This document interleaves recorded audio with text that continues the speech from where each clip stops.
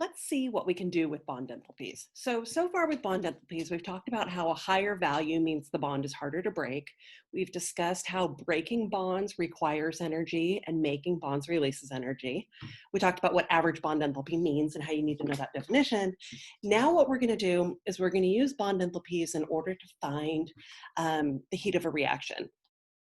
So for example, this problem says using bond enthalpies, find delta H reaction for CH4 plus 2O2 forms CO2 and 2H2O.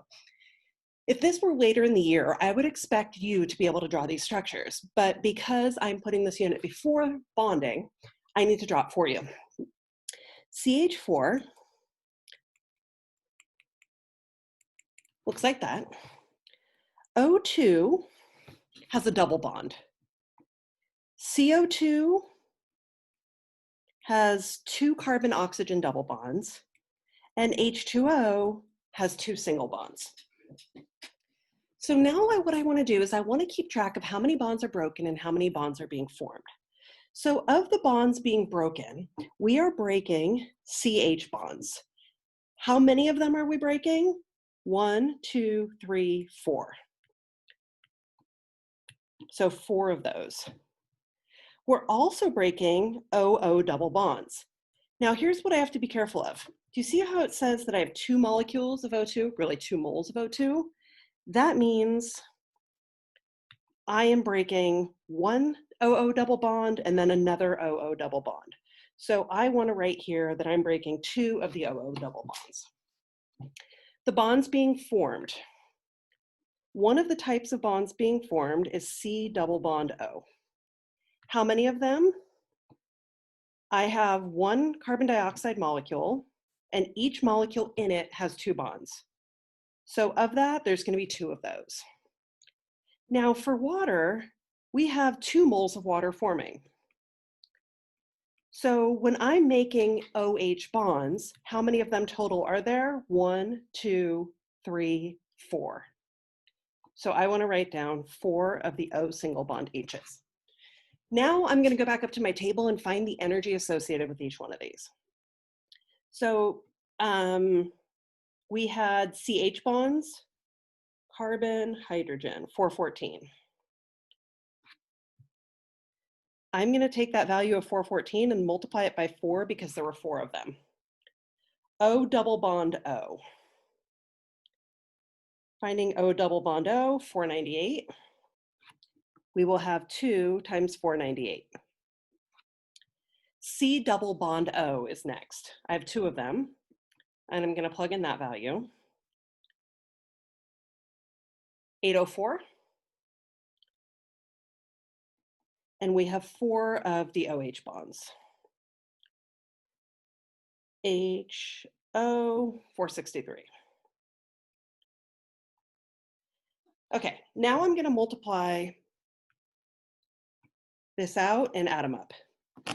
So 4 times 414 plus 2 times 498 gives me a total of 26,052 kilojoules. That's the amount of energy I need to put in order to get all the bonds broken before we can reform molecules. Bond breaking uses energy. And if it requires energy, it's endothermic, and this gets a positive sign. Now let's tabulate the amount of energy released when the new bonds form.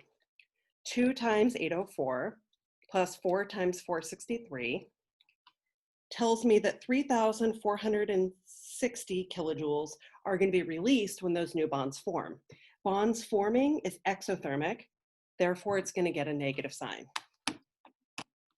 When I combine these two things together, so positive 2652 minus 3460, I get negative 808 kilojoules per mole, and that's my delta H reaction. You can see this is quite a bit more work than some of the other methods, but this is a whole lot closer to the reason why some reactions release energy and some reactions absorb energy. If I were to draw an energy profile for this, the amount of energy that I would have to put in order to get the reaction going is this amount. That's how much energy needs to go into the breaking of bonds. And then the amount of energy that comes back when new bonds form comes from the releasing step. So what's happening on the uphill part of this graph is we're breaking bonds. And what's happening on the downhill part of this graph is that we're making bonds. Overall, we're going to have a negative delta H because the reaction is going to release energy overall. The products are more stable because they have a lower enthalpy. So the products, when the products are more stable,